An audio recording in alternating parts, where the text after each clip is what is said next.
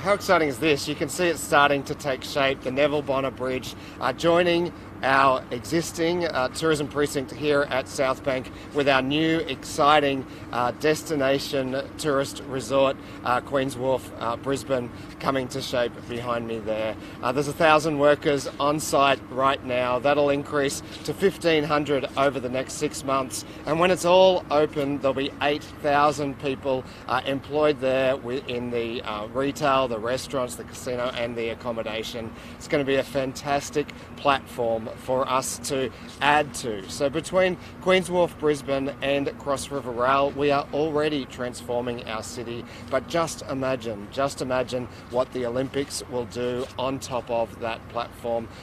This infrastructure was incredibly valuable in convincing the IOC to give us the hosting rights for the Olympic and Paralympic Games, and it will be a central hub for the entertainment, the accommodation.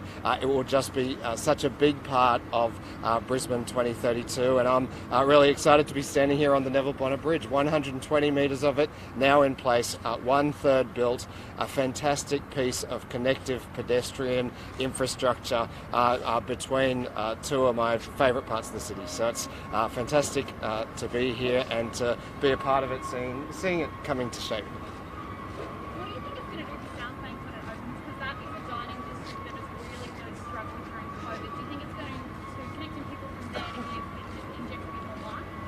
I think it will. I think it'll bring the two precincts together. You'll have people staying over the river who will come here to South Bank. You'll have people who will start maybe here with a show and at the new theatre that we're building just over there, and then decide to go to dinner or to visit Queen's Wharf. So I think bringing the two together makes them stronger than they are by themselves, stronger than they are individually. And then if you look at the transport infrastructure on either side, you'll have that brand new train station at Albert Street below Queen's Wharf, and of course the train stations here at South Bank. So it'll be really easy to get around, linking the cultural precinct, South Bank, that fantastic legacy of World Expo 88, with Queen's Wharf, Brisbane, getting Queensland ready to host the 2032 Olympic and Paralympic Games. Do you think it's appropriate to hold cash for access fundraisers during the Labor Day? Also, this is the Queensland Labor Business Partnership Program, and I think it's incredibly important that we have strong partnerships with Queensland's business community. Of course, it's not just today that we do that, it's each and every day, but today is an important chance for us to talk to business leaders of our state, to work with them on our shared vision for the economic recovery out of COVID-19. Why do those businesses have to pay to have those meetings and access to you? Well, they don't, Lydia. If you look at my diary, I meet with businesses every single day, hundreds and hundreds over the year, and this is just one opportunity for us to partner with business and talk about our vision for economic recovery, talk about how we're going to create jobs over the next 10 years or so. How can the government say it's committed to transparency when you do have these businesses paying thousands to get access to the industry? Well, it's all very transparent. We disclose all contributions, we disclose all meetings. That's a level of transparency that you don't see at, for example, the federal level, where the donation the disclosure limit is something like $14,000. We have reduced the donation disclosure threshold. We continue to disclose all of those donations. We've brought in laws to limit donations from property developers because of the risks that were identified there. And our opponents, in contrast, are currently being investigated by the Electoral Commission for their donations, a complaint that was referred by their own party organisation. So, look, I think this is a very above-board way of having an opportunity for business to partner with our government and our party, and I think the transparency questions are well addressed. These types of events were banned by Annastacia back in 2009 after Tony Fitzgerald criticised them as a return to the dark past of the Upper Peterson era. Do you think Tony Fitzgerald was wrong to criticise these types of events, if you say they're above board interfering?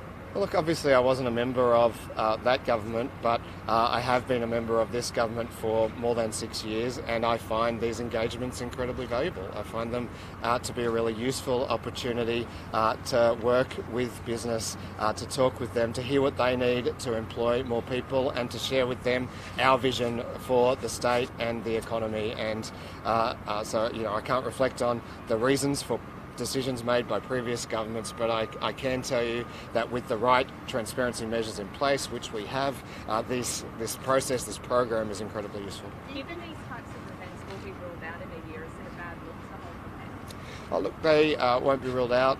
We will continue to have programs like this where we are able to partner with business. Obviously, we've brought in new caps on donation and spending that will come into effect, and that is important. That can provide greater trust and faith in our democratic processes, but it won't change the fact that we'll continue to want to partner with business.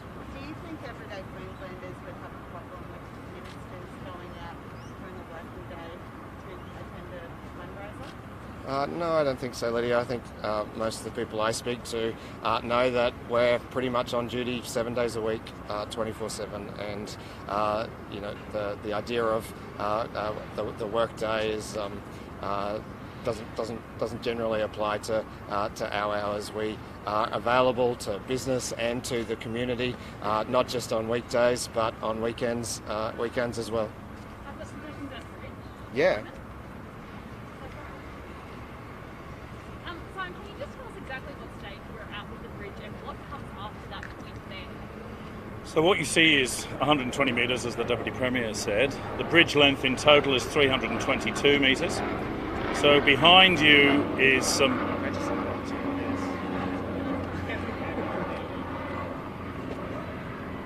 Can we do that again? Can you tell us what happens beyond that point? So at the end of the bridge there, the big steel work you see sticking above the river is temporary works to support the bridge framing, as you might say, that actually suspends the rest of the bridge going over the river. In the middle of the river you see the mid-river pier. So the steel work will come from behind you, up onto the top of the temporary steel behind me, down onto the pier in the middle of the river, and then the main mast will go up 75 metres. So logistically, how difficult is this project? I think if you talk to Fitzgerald, it's pretty well their bread and butter. I wouldn't suggest it's easy, but it's a well understood methodology. Fitzgerald know what they're doing. They're a very good bridge contractor, and they've made every step right in my view. If you look at how the Riverside Expressway was closed over the long weekend and they put the 42-tonne section of the bridge over there, it went without a hitch. So you plan for everything, and I think they've done an exceptional job. When it's built, 320 metres, is that a 5-minute walk? Is that a 10-minute walk across? Probably longer for me. I would suggest it's probably a 5-minute walk. It's as shallow as we can get it. It's pretty good. We originally had the bridge a level up on the IRD side. We pulled it down for a number of reasons, not least the public using it. It's a better amenity and easier to walk over. And yes, there is sun shading all the way along the length of the bridge. And walk me through the lookout or the area in the middle? What's that called? So the lookout, the bridge swells around the centre pylon, which goes up 75 metres and holds the rest of the bridge decks over to the city side of the bridge. And so it's quite a large area there. There's an opportunity for a coffee cart. There's a lot of shade, so you can stop, sit, and actually enjoy the middle of the river and the views. Will there be seating? Yes. And what is the ferry down there? Like, what's it going to do in terms of helping put that centre pier in? Well, the ferry's been moving around that pier since we actually did the centre pier, and probably 2 years ago we did a load of tests with the ferry operators to make sure the ferry could move around. So it's been going seamlessly for the last 2 years, I would suggest. For people that use this RFF quite regularly, what's the next major update they're going to visibly be able to see with this bridge? Is it the more architectural? Yes, it's the main pylons coming up. So they're 60 tonnes. They span from South Bank side to right on top of the steelwork there. They're big pieces of steel. They're the permanent bits.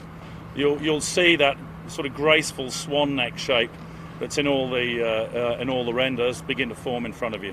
And when's it on track to be finished, and when are the first pedestrians going to get on? I reckon we'll probably have it finished by Q3, Q4 next year, but we will not open it until we open the IRD.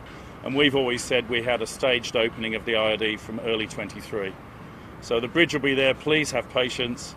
There's quite a lot of work to do. It's not just here. We've got a lot of finishes, a lot of work to do on it over the next year and a bit. And you guys haven't started work on the other side. When do the two sides, when are they on track to meet? I'll have to come back to you with a program for that, but it's probably closer to sort of Q2 next year. So it will come from this side because you have to erect the main mast and then bring the sections down the river and lift them up into place. Just with borders, do you think that having a clear time frame for Queenslanders and when the border will reopen will encourage people to go out and get vaccinated? I think that we're doing a lot to encourage people to get vaccinated. It's great to see Queenslanders coming forward and getting vaccinated now that we have sufficient supply. I think we'll continue to see that. What we've said with regards to the timing of the border reopening is that we need more information to inform that decision. We'll be able to outline what that roadmap looks like once we have that information. What is your message to the thousands of returning Queenslanders, not even relocating, returning Queenslanders, that still can't get over the border, that have been caravans 8, 10 weeks? We're working hard to get Queenslanders home as quickly as we can. You've seen some information about other programs that we're putting in place to increase that quarantining capacity so that we can bring people home. But we need to bring them home safely. They're in places where there are high levels of COVID, and we are enjoying the rewards of not having COVID here. And so we need to take those risks into account, and we will bring them home as quickly as we possibly can safely. There are hundreds of Queenslanders who are in areas of New South Wales that haven't had a positive case of COVID in a long time, if not ever. When will they be allowed to drive back over the border in the same way that they crossed the border now 2 months ago? There are different groups of people. The border is only closed to those who are currently locked down by their own governments, by the New South Wales or Victorian governments. However, the requirement to return by plane is necessary so that we can check everyone as they are coming through. There are lots and lots of border crossings on the Queensland and New South Wales border, and so in order to be able to properly check that people haven't been in hotspots, we need to narrow the number of checkpoint locations, and that's what that particular regulation's been about, and it's been very effective. But if we narrow the amount of checkpoints at the border where people can drive over... Well, we've narrowed them to airports. The few months has been that we're intercepting 100% of the cars that are coming through. Why can returning Queenslanders who went to New South Wales by car not get an exemption to be able to drive over rather than go into a hotspot in Sydney CBD and risk getting COVID there or on the plains of Brisbane? This particular measure has proven very effective at allowing us to implement the kind of strict border that has kept COVID out of the state. And we will continue to take the advice of the Chief Health Officer as well as police who have to do that work about how they can properly check everyone while also allowing for the border communities to move around as they are allowed to do.